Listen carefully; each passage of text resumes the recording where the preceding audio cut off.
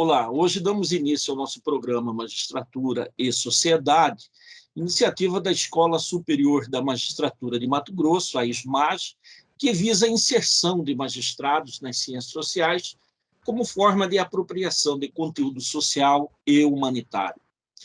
Para a nossa estreia, convidamos o professor Clóvis de Barros Filho, professor da USP, ao longo de 30 anos, mestre na Universidade de Sorbonne em filosofia e também doutorado em Manchester, também na área de filosofia. O professor Clóvis de Barros Filho concluiu seus estudos na Faculdade de Filosofia da USP e ele atualmente é um dos grandes nomes da filosofia no Brasil e, tenho certeza, no mundo também. Olá, professor. Olá, tudo bem? Como vai? É uma grande honra estar por aqui hoje.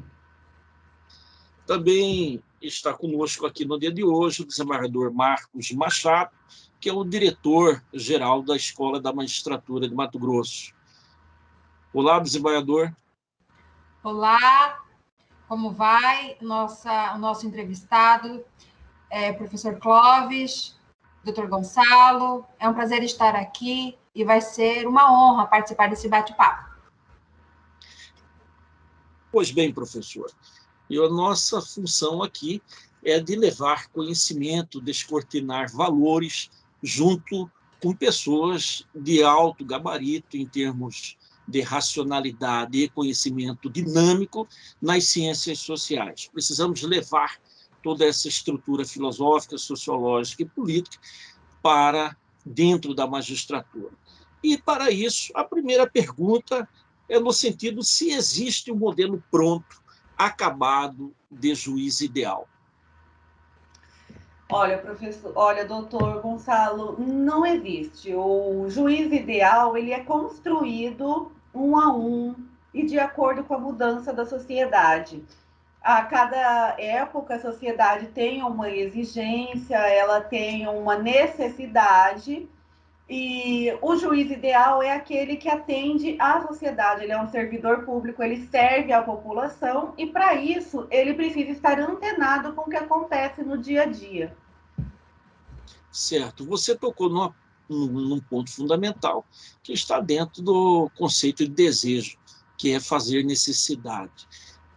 Considerando isso, professor, há necessidade dos magistrados hoje conhecer as ciências humanas e as ciências sociais? Sim, boa pergunta que o senhor fez, porque, na verdade, isso é fundamental, né?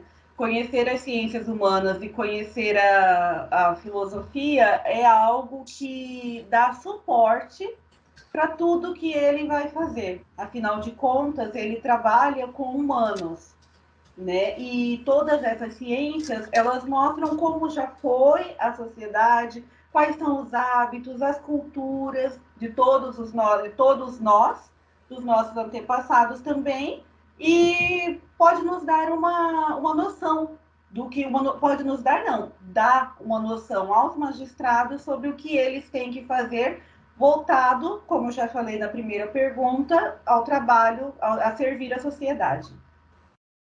Certo, professor. Agora vamos passar para o campo ético.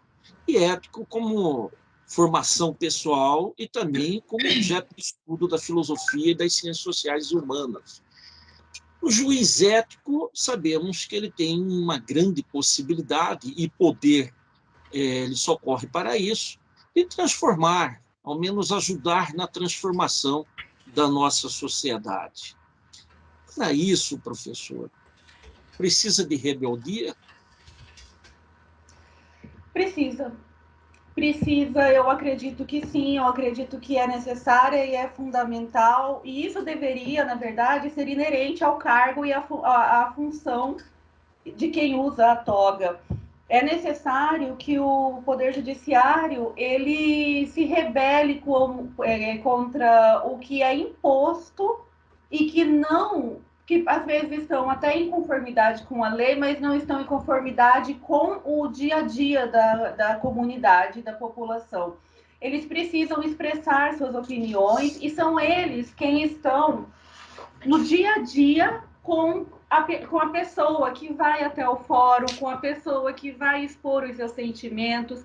É ele quem é o médico do pronto-socorro, que atende a toda a necessidade de quem está ali como último recurso, quem vê o judiciário como uma última forma de resolver o seu problema. Então, ele precisa, sim, ser rebelde, ele precisa, sim, pensar além, ele precisa, sim, ter uma cabeça inovadora, uma cabeça transformadora e que permita fazer modificações. Desembargador Márcio Machado, Vossa Excelência gostaria de fazer alguma pergunta para o professor Clóvis? Sim, pois não. Gostaria de fazer a primeira pergunta, então, para o nosso convidado, professor Clóvis. Professor Clóvis, o senhor acredita que hoje na academia, na faculdade, a matéria filosofia, que é compartilhada com os estudantes, com os acadêmicos, de que maneira o senhor acredita que essa matéria vem sendo, na prática, executada por os magistrados, né? Boa pergunta, desembargador Marcos Machado, porque, no meu ponto de vista, vem sendo pouco utilizado pelos magistrados. Os magistrados, vendo de uma forma geral e falando de uma forma geral, eles se preocupam muito com a lei e pouco com a filosofia, pouco com as ciências humanas. Eles são formados para isso. Apesar de ter filosofia do direito na grade curricular, eles passam pela matéria e parece que a matéria não passam por eles, né? E eles acabam entrando em certo momento naquele comodismo decisório, pode-se dizer assim. Eles aplicam a lei, mas esquecem que alguns, vou repetir, não estou falando de todos, mas alguns se esquecem que atrás daquele processo tem uma pessoa, que ali não é papel, ali é uma vida que está sendo decidida. Puxando essa linha, esse gancho aí da filosofia, a gente fala muito hoje em um judiciário humanizado, uma justiça humanizada. Eu acho que a filosofia, a prática da filosofia dentro do direito vai muito ao encontro disso, né? A gente fala em processos, mas, como o professor disse, a gente está falando, na verdade, de histórias. Por trás de cada processo tem uma história de vida, tem um problema, tem uma dificuldade, um conflito. E na hora da gente sentenciar, isso tudo deve ser levado em conta, não apenas a lei, né? A lei fria, né? Verdade, mas pegando esse gancho, desembargador, nessa sua fala sobre a historicidade no seio da magistratura. A informação instantânea hoje substitui o sentido da história. E essa instantaneidade faz com que nós tenhamos não só precaução, como estejamos preparados para ela. Daí são os sites esparramados em todas as internet, né? O mundo web é um mundo todo especial e particular. Como o juiz deve conviver com essa nova realidade? Professor Clóvis de Barros, o desembargador Marcos Machado, se quiser também complementar, fique à vontade. O juiz, a ferramenta da internet, dos sites, da mídia social, ela vem para complementar um trabalho e um conhecimento, né?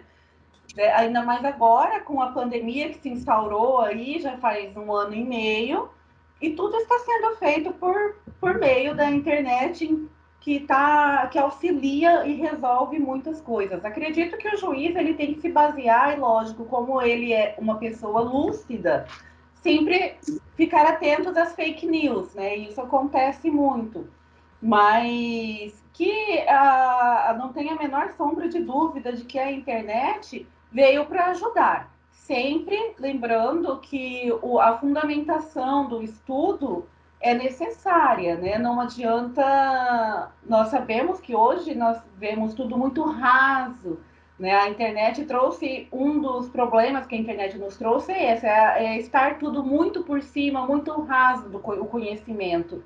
Então, é buscar ajuda na internet, mas sim aprofundamento também nos livros e nos filósofos e nos ensinamentos que nós podemos ter da academia.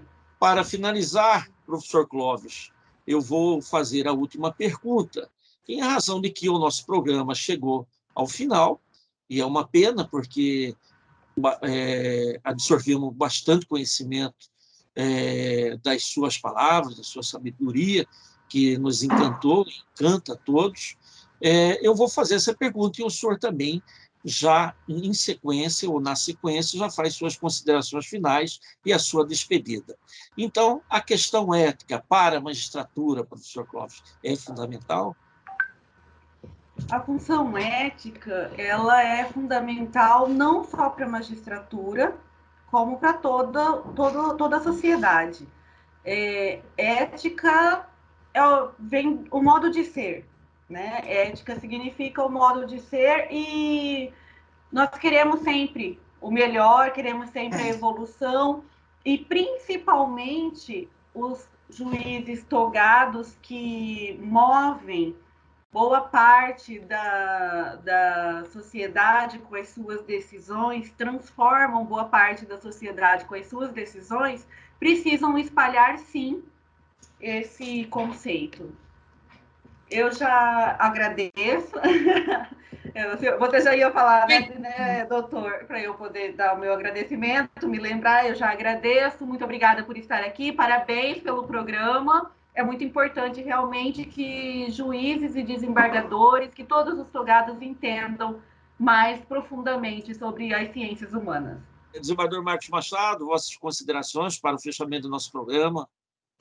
Para mim também foi muito proveitoso, foi uma aula, foi uma oportunidade ímpar poder estar aqui compartilhando, dividindo e aprendendo sobre ciências humanas, sobre filosofia, sobre direito.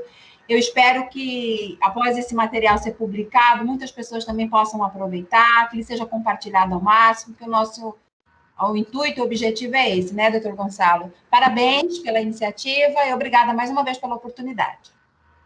Agradecemos a todos e que estejam conosco no próximo programa. Obrigado.